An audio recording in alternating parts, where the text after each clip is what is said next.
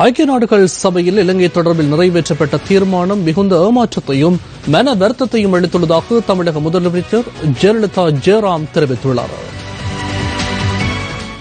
தமிழ்நாடு சட்டப்பேரவையில் கடந்த மாதம் 16ஆம் தேதி ஏகமனதாக நிறைவேற்றப்பட்ட தீர்மானத்திற்கு செயல் வடிவம் கொடுக்க மத்திய அரசு எந்த நடவடிக்கையும் எடுக்கவில்லை எனவும் தமிழக முதல்வர் அறிக்கையொன்றினூடாக குறிப்பிட்டுள்ளதாக இந்திய ஊடகங்கள் செய்தி வெளியிட்டுள்ளன.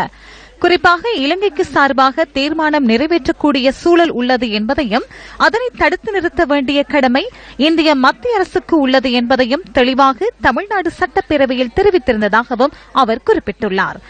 சர்வதேச குற்றங்கள் புரிந்தவர்கள் தொடர்பில் இலங்கையிலேயே விசாரணை மேற்கொள்வது என்பது நீதியை பரிகசிப்பது போன்ற செயல் எனவும் தாம் ஏற்கனவே தமிழக சட்டசபையில் நிறைவேற்றப்பட்ட தீர்மானத்தில் கூறியதாகவும் முதல்வர் ஜெயலலிதா தெரிவித்துள்ளார்.